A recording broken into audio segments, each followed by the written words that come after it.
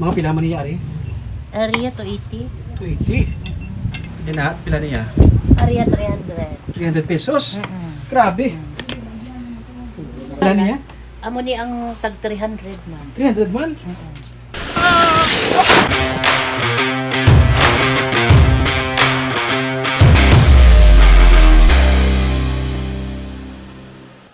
Sa sining episode, masulod kita sa isa ka kuweba. Hindi para mag-caving kundi hibaluon naton kung ano ang palangabuhian sa mga pumuluyo diri sa may barangay Mahilom sa may Banwa sang Calatrava.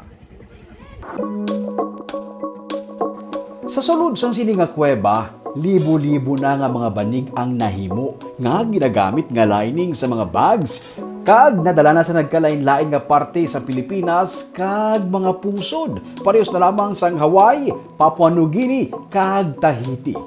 Ini ang Tico Cave sa barangay Mahilom sa Calatrava, Negros Occidental. Kung kadapaan sa mga banwa, syudad kag barangay sa Negros, may katubuhan diri sa barangay Mahilom may makita nga mga pandan bisan diin lang. Kag ang Tico Cave ang isa lamang sa apat ka mga kuweba kung sa diin ginalala o kung ginaweave ang lilas sang pandan o kung pandan strips. Halos tanan diri nga mga pumuluyo nakahibalo maglalas ang lilas ang pandan. Bata man o kung tigulang, babae man o kung lalaki, may ihibalo sa paglilas. Kung summer, buta ang ini nga kuweba. Sabado, las 10 ang aga, ini sila nga grupo ang amo na abdan.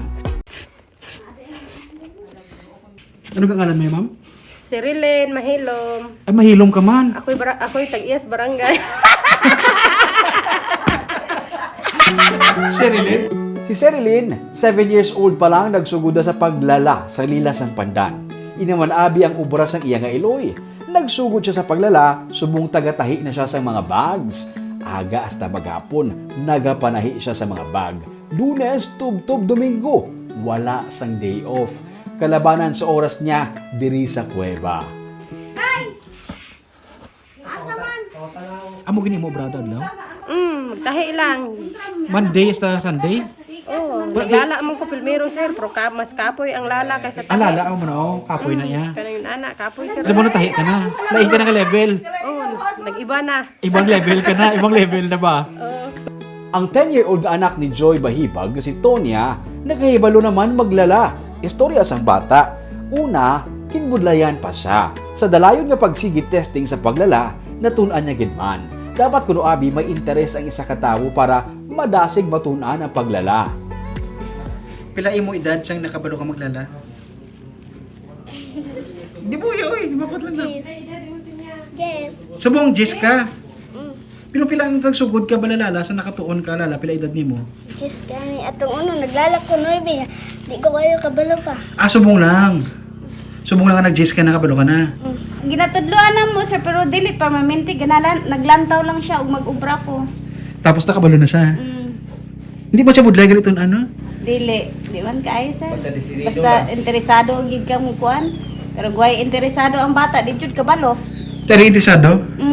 Kabalo gid siya na son. Kabalo gid sir. Matapos i-harvest ang dahon sa pandan, ginakaksan ini sang tunok, ginahagod, ginabulad sa initan, ginahimo nga strips, ginalugom, kung kinahanglan, kag ginalala. Bangod bags ang ginaproduce nila, ang mga naporma nga bangabanig, ginatahi kag ginahimo nga bags. Si Dean Taganile, madasig na sa paglala. Civil engineering ang iya nga natapos. Nagatrabaho siya sa kay punong barangay Joy de la Serna pero kung makabakante, nagalalaman siya para maka-extra income. Nagadepende sa kadakuon sa maporma nga banig ang bayad sa mga nagapanghimo sini. Weaver, depende man kung ikaw nga weaver, ikaw man kasi para sina sa iyaw magtahi. Ah, sa'yo tayo na. Oo. Ikaw yung weaver, imo yan na balaan weaving. weaver lang ya kay. Lala mo na maglala. Okay, hindi ko man inang silinggit nga amo gid ang Imo pa lang abuyan. ubra o. Ay mo sa barangay ka pero ka part-time ka lang mag-wave. Oo, Paano ka gisulduhan siya na? Sa mag-amo niyo? Kumahumana. Oh, ang finished product sir para sina matapos mo lang amo na nga depende May man mabakal sir na dason. kung gusto mo na. Tapos ano mo sa dito sa middleman eh. Ah. Middleman man ang Mabaligya. processing. Oh, sila ni Mama ni Kap. May kaugalingon man siya nga pandan plantation nga ginakuwaan sa mga pandan. Kung mainit ang panahon, sa sulod sang kuweba sila nagalala.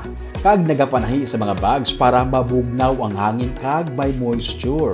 Kung tuman abi kainit, nagakautod ang pandan. Pero kung gabi, kung mabugnaw na ang panahon, pwede inihimuon sa sulod mismo sang ilana nga mga panimalay. Sa kuiba, saan order sa udan ubra sa kuiba?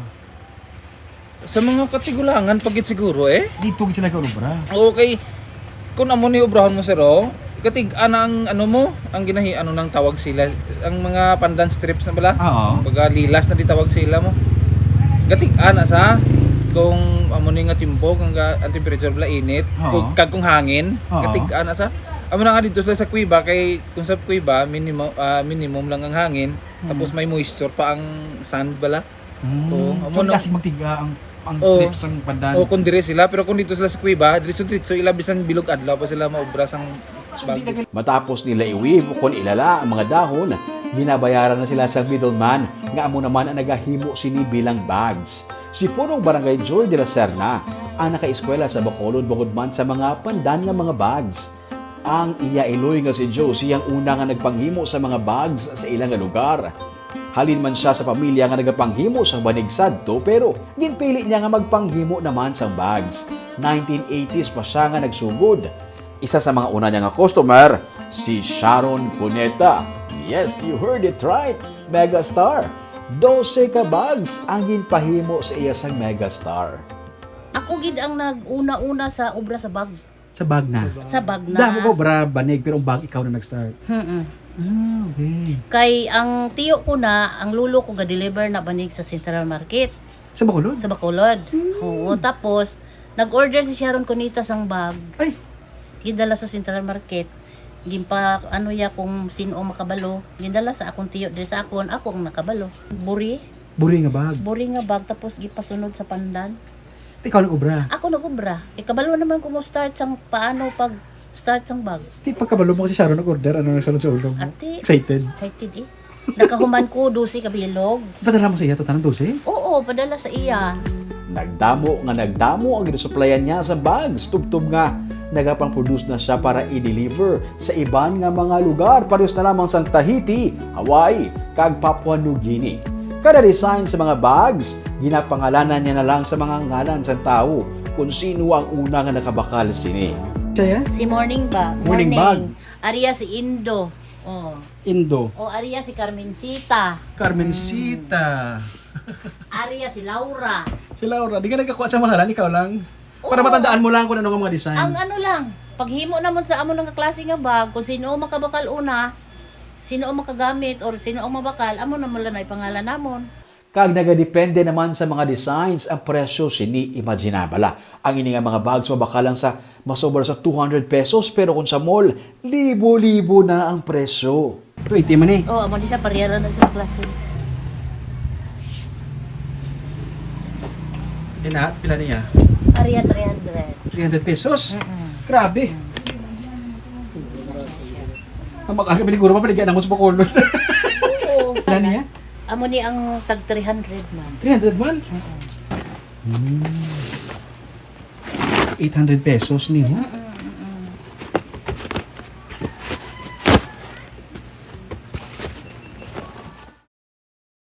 Bago lang siya nakatapos, padalas ang 400 ka mga bags sa Tahiti. May mga online sellers pagi nga nagakuha man sang bags diri sa iya kaginabaligya. Sa prakahanay ko nga istorya suno kay Ma'am Josie, kung may mas madamo pagitani nga nagalala sang pandan, mas madamo pagin sila sa masuplayan. Hindi sila makaarapal sa kanabuon sang orders sa ila. Gani may iba naman nga mga barangay nga nagaproduce naman gani sa mga bags kay tuman kadako sang demand. Sa kuan may sa Cebu, Ario sa Hawaii ni siya ho. Hawaii na? Oo, inaaya sa Hawaii na sa ho. Dalo para sa Hawaii? Oo, pero lain na nga buyer magpadala. Bali ako lang kasupilay sa iya, siya na magpadala dito. Grabe. Din pagiging lugar, ma'am? Kag sa sa Maynila. Manila? Bravo. Kag sa Tahiti, may Tahiti man. Tahiti? Oo, kag may New Guinea pagid. Papua New Guinea? Oo. Amo na? Oo. Eh grabe, pag international ka na. Pero hindi gid ako nga direct. Oo. Oo. Ikaw Ang isa gabi lang. doon, ikaw ka din ngayon dala dito. Oo, bali ako lang ga-supply sa iya, siya nagpadala sa New Guinea. Ako ga-supply sa iya, siya magpadala sa Tahiti. Taamo lang. Grabe, ma'am. So wala di katapusan? Sige, sige lang, Gid. Siguro. Wala na gid siguro sir kay Halin pa man di sa una. Bata ang kapitan to. Pila pa to edad daw. Kailan kami nga duha sa Lasal. Aka mo? Kabatchmate kami. Kabatch Lain ka akong mo? kurso, lain mo sa kurso. Oo. Pagkilala ko mga classmate niya.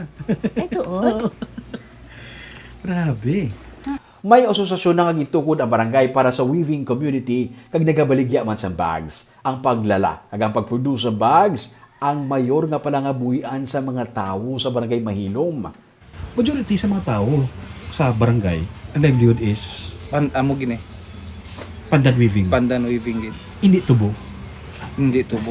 Sa ibang nga barangay tubo pero diri pandan weaving gid. So, ano pinasahe sa iya galing nga barangay? No, Didiri tapos gid siya. ang fishing di gani daw kadto na lang sila dagat kung mga mangwa lang sudanon blaw sa balay. Amo gini ilang inasud. Bangod sini, sikat ang banwa sa Calatrava. Bangod sa ginaproduce ang banwa nga mga di-kalidad nga mga produkto nga himo sa banig, ilabi na gid ang ilang nga mga bags nga nakalabot na sa nag-alain-lain nga parte sang kalibutan.